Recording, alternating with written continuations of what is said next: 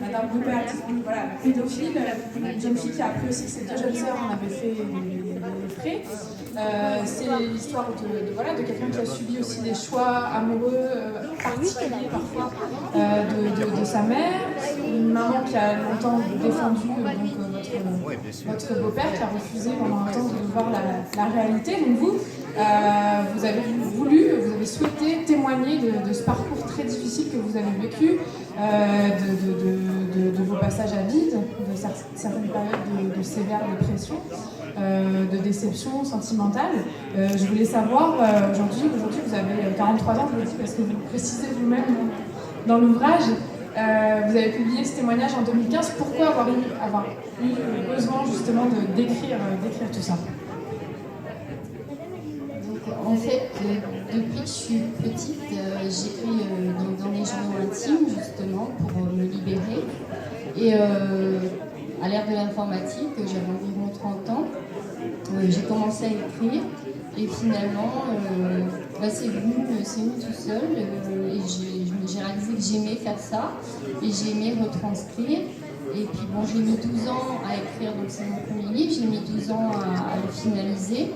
Et, mais j'avais besoin, j'avais envie que les gens apprennent, parce que finalement, quand on est petite, on ne dit rien, on garde tout pour soi, et pendant des années, tout est secret.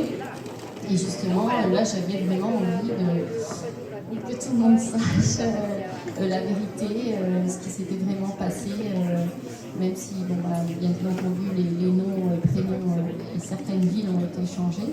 Mais tout dans ce livre est vrai du début à la fin. C'est pas romancé, c'est une histoire simple, mais réelle. Alors, justement, est-ce que ça a été libérateur pour vous d'écrire ça? Ça vous a pris 12 ans, donc 12 années durant lesquelles vous retranscrivez parfois même jour après jour un petit peu votre parcours depuis votre naissance. Donc, qu'est-ce que ça a provoqué en vous? Est-ce que ça a été libérateur? Est-ce qu'aujourd'hui vous vous sentez mieux après avoir justement écrit ça et puis après l'avoir fait lire à vos proches? C'est la question qu'on pose à chaque fois. Et je ne peux pas dire ça parce que je pense que finalement ce qui a été libérateur, c'est tous les journaux intimes que j'ai écrits avant. Et c'est vrai que la retranscription sur le livre, c'était différent en fait. C'est vrai que même aujourd'hui, quand je le relis, je me dis c'est pas moi, c'est une autre personne.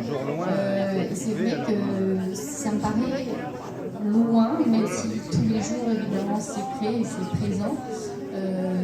C'est pas forcément. Est-ce que, à qui ça s'adresse finalement? Est-ce que vous pensez que ça peut faire écho à d'autres personnes qui auraient vécu des événements traumatisants? Est-ce que c'était plus vraiment, comme vous disiez, pour que vos proches soient au courant exactement de tout ce qui s'était vraiment passé, ce que vous aviez ressenti durant toutes ces années? Pour qui vous l'avez écrit? Un peu pour vous, mais aussi pour qui?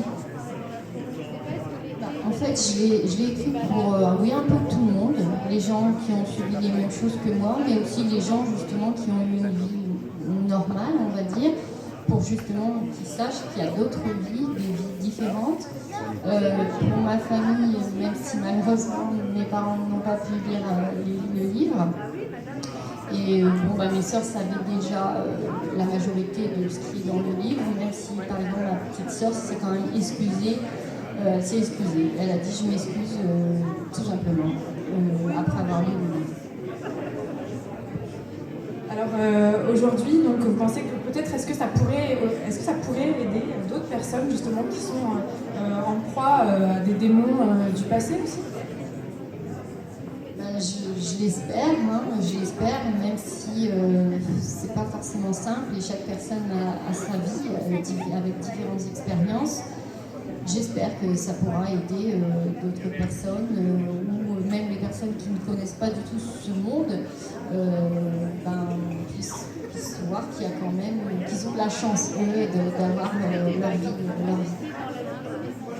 Parce qu'aujourd'hui, maintenant que ce livre est publié, ça fait quand même déjà presque 2 ans. Est-ce que, donc, je parlais du fait que soit libérateur dans l'écriture, mais le fait que des gens aient pu le lire, est-ce que vous vous sentez davantage en paix avec vous-même après avoir vécu tout ça, et maintenant que le livre est publié, qu'il existe, est-ce que vous avez l'impression d'être en paix? Alors, malheureusement, non. Parce que ça serait bien, mais malheureusement, c'est pas comme ça. Je pense que, parce que je suis sur un groupe Facebook avec des gens qui sont comme moi, donc j'emploie derrière le terme borderline, mais ça veut dire TPL, donc trouble de la personnalité limite, au niveau des émotions. Et c'est vrai que je le vois encore plus avec ces personnes qui sont comme moi, où c'est dur tous les jours. Et d'ailleurs, c'est pour ça que j'ai décidé de faire une suite. Voilà, je vais poser la question. C'était pas prévu, bon, déjà parce que les personnes qui ont lu ont aimé le livre et m'ont demandé une suite. Et finalement, ce qui est plus frustrant pour moi aujourd'hui, c'est le fait que les gens ne comprennent pas. Ils ne comprennent pas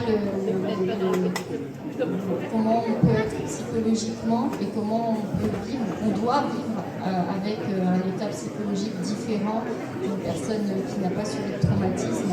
Et je veux essayer de faire comprendre aux gens comment on survit tous les jours et à quel point c'est difficile.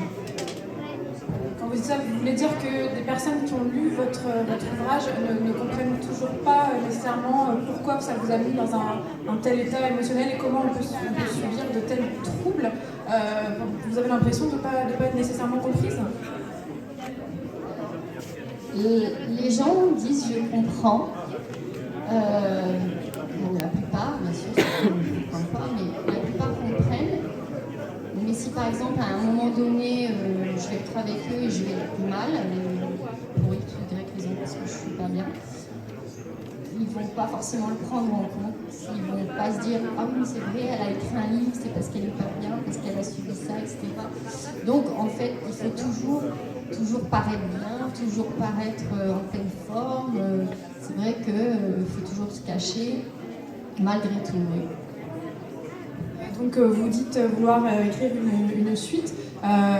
Justement, de quoi voulez-vous parler dans cette suite? De quoi voulez-vous témoigner?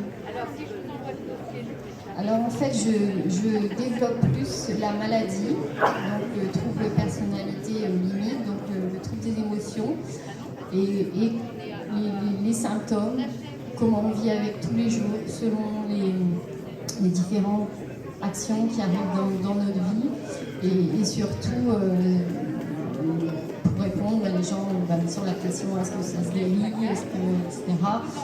Essayer de répondre à plus de questions que les gens pourraient se poser justement par rapport au premier livre, Les voleurs de vie, et au prochain. Je vous dis, je pense qu'il y a beaucoup de gens, parce qu'il y a plusieurs maladies psychologiques bien entendu, mais c'est vraiment difficile les maladies psychologiques parce que ça ne se voit pas. Et surtout au niveau du borderline en général, il arrive très très bien à faire l'illusion. Et donc moi en général, les gens me voient, ils me disent moi je joue la comédie, moi je fais semblant. Donc c'est vrai que c'est dur même d'expliquer, même moi de comprendre, c'est très très dur. Mais j'ai envie vraiment que les gens comprennent et peut-être pas de la compassion, je veux pas de compassion, enfin je veux pas de pitié, etc. mais plus de la compréhension. Donc écoutez, je vous remercie beaucoup. C'était vraiment un témoignage très touchant que je vous invite à lire. Et donc je précise que vous êtes disponible pour des dédicaces. Je rappelle que l'ouvrage s'appelle Les voleurs de vie. Merci. On peut les applaudir très fort. Merci Camille. Merci Madame.